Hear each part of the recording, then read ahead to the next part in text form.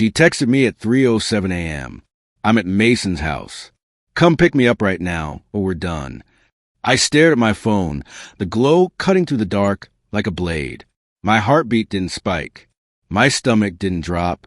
I just stared, blank calm, the kind of calm that comes after you've already lost something and didn't even know it yet. I typed one line, "We're done then," and hit send. Her response was instant. "Are you serious right now?" Yeah, I was serious. Mason, her work friend. The same guy she swore was just a colleague. The one who texted her at all hours about projects. The one whose wife, Claire, was 7 months pregnant. I rubbed my face, sat up in bed, and thought, this is how it ends, huh? Then I did what most men don't. I didn't drive over. I didn't yell. I didn't beg. I just opened her message thread, screenshotted every word, every location pin, and her 3:07 a.m. ultimatum, and sent to Claire on Facebook. Your husband has my girlfriend at your house right now. Thought you should know. Message seen at 3:29 a.m. By 4:15 a.m. My phone was going nuclear. Eli, what the hell did you do? Claire's here. She's screaming. She threw my bag outside. Come pick me up, please. I'm sorry, I didn't mean it like that. You ruined everything. I turned my phone face down and went back to sleep. When I woke up around 9, I had 92 messages, 47 missed calls, and 15 voicemails. The highlight reel. From her, you destroyed my life. Claire's divorcing Mason. My car is still at his house, and she won't let me get it. This is abuse, Eli. You're cruel. From Mason? Bro, you're a psycho. You ruined my marriage for no reason. She was just drunk. We're gonna have a problem. From unknown numbers. You're disgusting for what you did to Layla. She's crying her eyes out. You're a monster. And then from Claire. Thank you. I knew something was off. He told me she was just a friend who needed help. I found her underwear in our bedroom. They're both out. I'm keeping the house. You saved me from wasting more years on a liar. That one made me smile. Apparently, Layla had been there since 11 p.m. They'd been drinking. Claire, who works night shifts as a nurse, came home early because she felt sick and found them cuddled on the couch.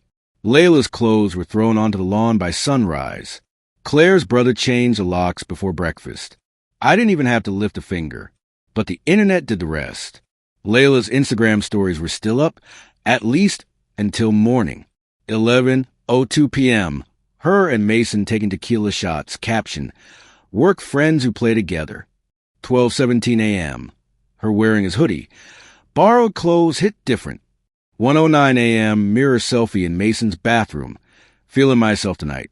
2 a.m. Wine glass on the couch. Caption, Netflix and chill vibes. By 10 a.m., she deleted them all. But guess who already had screenshots? Yep. By noon, there was a knock on my door. Layla and her mother, Denise. I didn't even have to open the door to hear the tone. The "my baby did nothing wrong" tone that every manipulative girl's mother seems to master. When I opened, Denise went straight in. You need to let her in. She made a mistake. I leaned against the doorframe. No thanks. She lives here. Denise said, hands on hips. She stayed here. I corrected. As a guest. Her name's not on the lease. Layla started crying. Where am I supposed to go? Mason's house. I said, oh, wait. Guess that's off the table. Eli, this isn't funny, she said through tears. My stuff's locked in there. My car's still at his place, and Claire won't let me get it. Sounds like a you problem. Denise puffed up like an angry rooster. If you don't let her stay, I'll call the police. This is illegal eviction. Please do, I said. I'll show them my lease. Her name's nowhere on it. They left after Denise realized I wasn't bluffing. But before she did, Layla pointed a shaking finger at me and hissed, You're going to regret this. Mason's going to make you pay. Yeah, sure. He tried. 2 days later, Mason showed up at my work with two of his buddies. One looked like a gym bro, the other like he got lost on the way to a vape convention. My receptionist buzzed me. Eli, there are 3 men here asking for you. They said it's family related. That made me suspicious.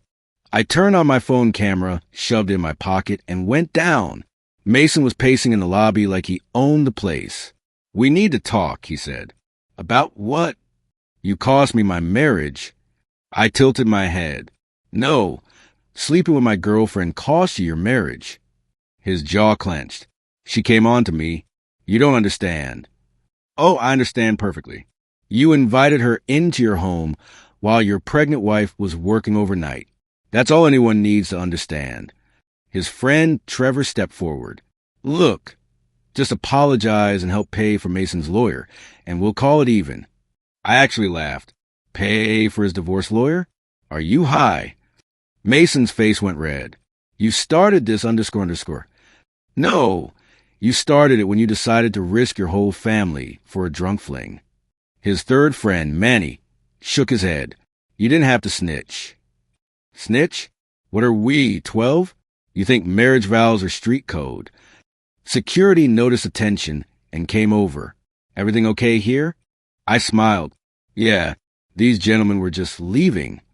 Mason pointed at me, his voice cracking. "This isn't over." "It literally is," I said. They left, but not before Trevor muttered, "We'll handle this another way." Security wrote down their plates and banned them from the building. That night, I got a message from Claire. "He's trying to claim I'm unstable, so he can get custody when the baby comes. Can you send me those screenshots from Layla's Instagram? My lawyer needs them." I sent everything. She replied an hour later. "You're a real one. Mason's mom is on my side, by the way. She's disgusted with him. Apparently, he's done this before, with his last girlfriend, too." I smiled. Karma was already writing its own script. Meanwhile, Layla was losing it online. She posted a long rant about toxic masculinity and how real men don't abandon women in need. Her friends were cheering her on until one comment slipped through. "Didn't you cheat with a married guy whose wife was pregnant?" That one comment broke the dam. People started tagging Claire. Someone dropped screenshots. The post exploded. She deleted it, but it was too late. Screenshots were everywhere. Then she made her biggest mistake yet. She went to my mom. My mom called me the next morning, laughing so hard she could barely speak. "Lie," she said between laughs. "Layla just left. She brought cookies, by the way. Tried to convince me you were abusive and controlling. What did you tell her?" I asked. I told her that being at another man's house at 3 a.m. doesn't exactly scream victim. Good answer. "Oh," and she brought a PowerPoint. I blinked. A PowerPoint? Yep, actual slides about how you were emotionally unavailable and she was testing your loyalty. "What did you do?" I ate her cookies and told her, "Sweetheart, you cheated with a married man. No amount of PowerPoint changes that." Then I sent her home. I couldn't stop laughing. But the universe wasn't done serving dessert yet. 2 weeks later, Layla and Mason made their relationship Facebook official. Big smiling selfie. Caption: "Sometimes love finds you in unexpected places." The comments were savage. "Homewreckers deserve each other. Claire's the real queen. Imagine being proud of cheating on a pregnant woman." Even Mason's mom commented, disappointed but not surprised. Claire replied, "You'll always be family to me, Patricia Red Heart." Then Mason's brother added, "You're dead to me." Within hours, the post was deleted, but screenshots were already circulating in local Facebook groups. And that's when the real storm started brewing. See, Layla and Mason worked at the same company, different departments, but same building. That company had a strict HR policy. Any romantic relationship between employees had to be disclosed. They hadn't disclosed.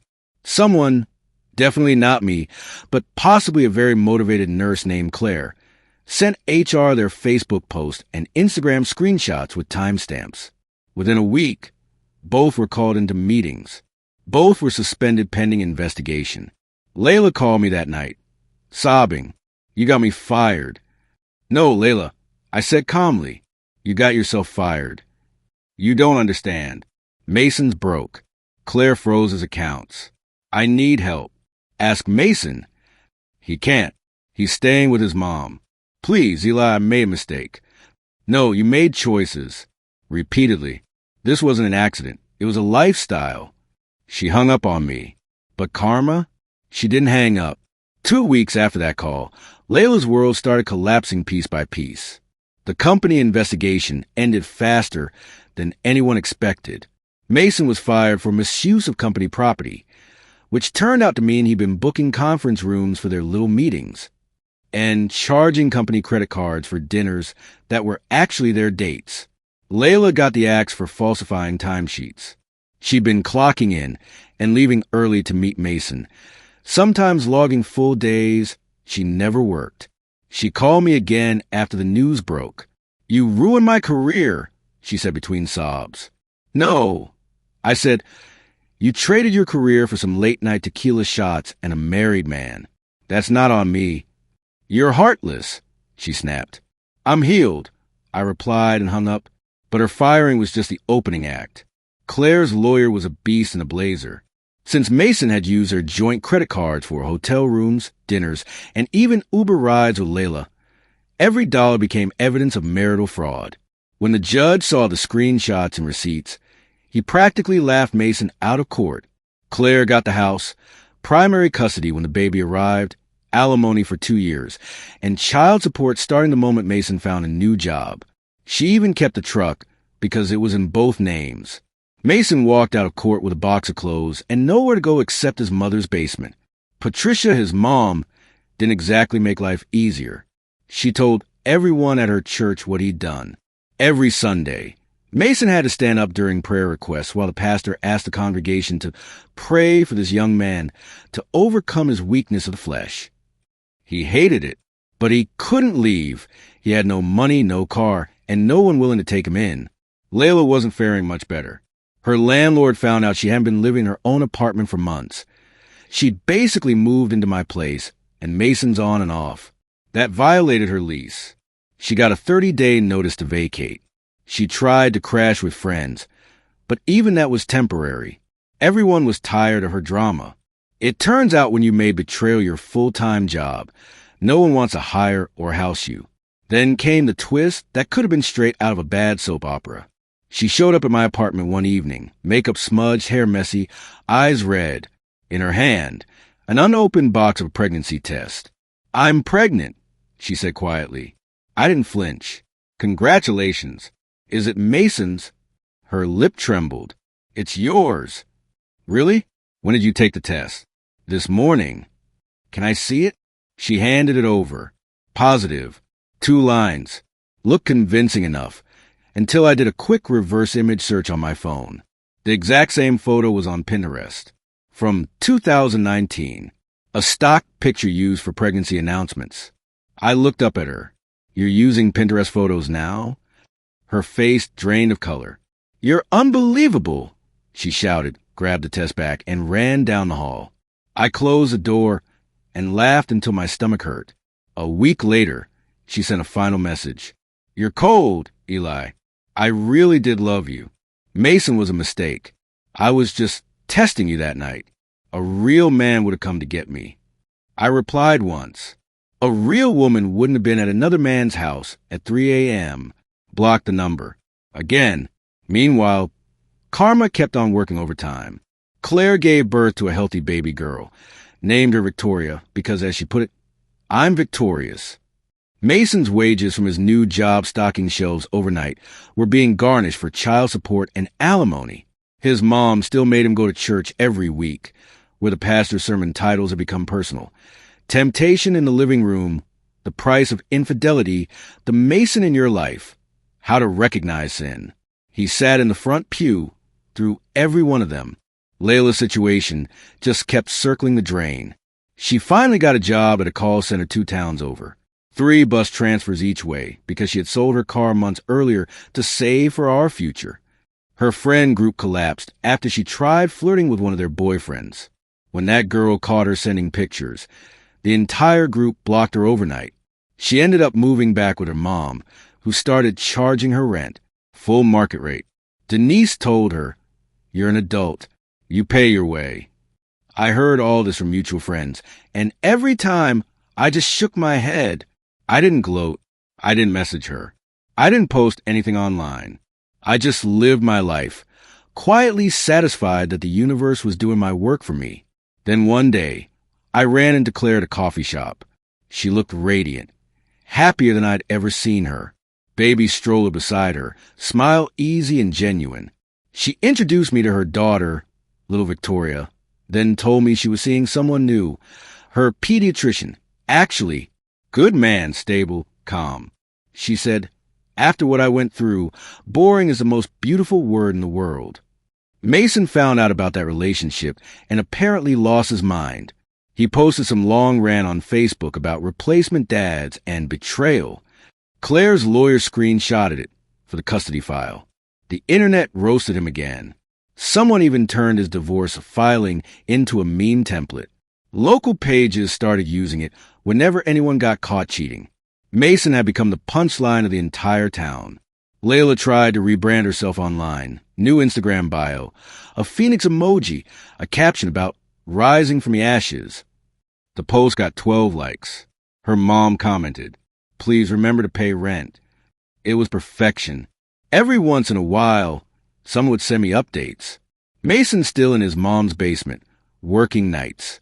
Layla's still at the call center, still trying to convince people she's misunderstood. But no one's buying it anymore. And me? I got promoted at work. Management said they admired how professionally I handled Mason's confrontation. I started dating again, met a software engineer named Rachel at a coding seminar. She's smart, grounded, and has a wicked sense of humor. She knows the whole story and calls it better than reality TV. Sometimes she'll ask, "Do you ever hear from them?" I always smile. Not anymore. Their lives turned into their own punishment. Karma doesn't always knock loudly. Sometimes it texts at 3:07 a.m. and says, "Come get me or we're done." And if you're smart, you let it be done. Months passed. By now, Layla and Mason were ghosts of my life. The Instagram post stopped, the text disappeared, and the frantic calls at 3 a.m. never came again. But the ripple effect of their choices kept hitting them like a freight train. Mason had sunk as low as possible. The overnight stocking job was brutal. The pay barely covering rent at his mom's. The child support and alimony checks were automatically deducted, leaving him almost nothing for groceries. His friends stopped returning his calls. Most of them knew exactly what had gone down and didn't want to deal with the aftermath. The church sermons continued weekly, Patricia making sure he was front and center for every Judgment Day moment. If he even tried to sneak out, she made sure he was observed. He started trying online dating, desperation obvious in every profile. The funny part? The local community and former coworkers already knew his history. Every profile got flagged, roasted, or ignored. One guy in our neighborhood even created a meme page titled Mason Free Zone, showcasing screenshots of his antics and the Pinterest pregnancy test fiasco. It became a small viral sensation locally, with everyone tagging their friends. Don't be a Mason. Layla's story was equally miserable, though on a different spectrum. She had survived the call center grind, but had no social standing left. Her friends had left her behind, realizing that drama and manipulation weren't worth keeping around. She had to take 3 buses every day, and even then, she often arrived late because she didn't plan properly or forgot which bus she needed. One evening, I got a text from an unknown number. "I know you hate me, but I really did love you. Mason was a mistake. I just needed you. Can you help me out?" I deleted it immediately. No response. No pity. No nostalgia. Meanwhile, my life was moving forward at lightning speed. Rachel and I started our first real trip together. A weekend getaway to the mountains. It was peaceful, no chaos, no guilt, no lies. The kind of life that made every late-night text and stolen moment from Layla feel like a bad dream. I had my apartment, my job, my friends, and my sanity intact. Then came the news I didn't expect, but should have. Claire had her baby girl, Victoria, and was now dating a man who was exactly what she deserved. Steady, loving, and trustworthy. Mason posted about replacement dads on Facebook, like the world cared about his opinion, and she sent the screenshots to her lawyer. Every message he sent, every angry status update. Ended up in court as evidence for child custody and support. He didn't know it, but the law and karma were a tandem that never missed. The peak of it all? Layla, desperate as ever, tried one final manipulation. She showed up at my apartment with a pregnancy test in hand, tears in her eyes, and the classic line, "I'm pregnant. It's yours." I took the test, examined it carefully, and did a reverse image search. The exact photo? Pinterest. 2019 stock image. Fake. She had literally tried to use a picture from the internet to trick me. I didn't even respond. She ran out of my apartment, never to be seen again. That was a final nail in the coffin for her social life, her work, and any hope she had of reclaiming me. By this point, Mason had started going to therapy. Not that it helped much. His mom continued to attend church with him every Sunday, and Pastor Jim kept using him as a prime example of temptation and poor choices in front of the entire congregation. He had to sit through lectures titled Avoiding the Mason in Your Life and the Consequences of Betrayal. The sermons were streamed online. Some people even shared clips with captions. Watch and learn what happens when you cheat. I kept my life quiet, but the universe kept delivering updates. One of Claire's friends sent me a screenshot. Mason had posted a rant about replacement dads again, but this time the comments were brutal. People reminded him of Victoria, of the baby he'd abandoned, and how Claire's pediatrician boyfriend was exactly the kind of man he couldn't compete with. The thread got locked after 500-plus comments calling him out. Meanwhile, Layla had applied for jobs in the city, but every potential employer Googled her. Every screenshot, every 3 a.m. text, every story about her with Mason was public. She got rejected again and again. Finally, she landed a low-paying call center job 2 towns over. It required 3 buses. She sold her car months earlier to save for our future, which was really just to have no mobility and make her life harder. She moved back in with her mom, who, finally, charged her full market rent. Denise, in true Karen fashion, reminded her, "You're an adult. Pay your way. Consequences exist for everyone." I occasionally saw her posts on social media. The classic rising from the ashes selfie with the phoenix emoji tried to reclaim some dignity. It got 12 likes. Her mom commented, "Pay your rent to anyone dealing with ultimatums at 3 a.m. Just say no. Let them make their choices." I laughed. Hard. By now, even Mason's attempts to rebuild had fallen flat. No job offered him a salary he could live on after alimony and child support deductions. The grocery store overnight shift barely kept him fed. He tried online dating again, but every profile was flagged by locals aware of his reputation. He was financially, socially, and romantically bankrupt. Meanwhile, I was living my best life. Rachel, the software engineer I met at the coding boot camp, was amazing. She laughed at every story I told about Mason and Layla, calling them reality TV gold. We went on hikes, coding meetups, dinners, weekend trips. My friends often asked how I handled everything so calmly. I shrugged. Document everything. Don't chase manipulators. Let karma do the rest. Every so often, Mason tried to contact me online. A desperate message or a tag post. I didn't respond. Rachel called it the greatest revenge ever without lifting a finger. Claire and her family were thriving. Baby Victoria was growing up loved, happy, and surrounded by stability. Mason was now forced to attend every pediatric appointment he was entitled to, and the lawyer's orders ensured he could never abuse another woman financially or emotionally. Patricia, his mom, even updated her church community about every small lesson he learned, good or bad. Layla finally sent a text from a new number months later. "I know you hate me, but I really did love you. Mason was a mistake. I was testing you. I was wrong." I typed one line. A real woman wouldn't have been at another man's house at 3 a.m. "We're done. Stop contacting me." Block. Done. Months turned into a year. Mason was now working nights, living with his mom, paying child support, and attending church sermons designed specifically as moral reminders. Layla was still in her call center job, struggling with a commute, paying rent, and finally learning that manipulation has a cost. As for me, life had gone on beautifully. I had my apartment, my job, my friends, and Rachel. My promotion at work had made my career stable, and every week I got updates from friends and even strangers about Mason's antics, turning his downfall into lessons for others. Karma was self-sustaining. Sometimes I think about that night, the 3:07 a.m. text, the choice to ignore, to screenshot, to let the universe handle it.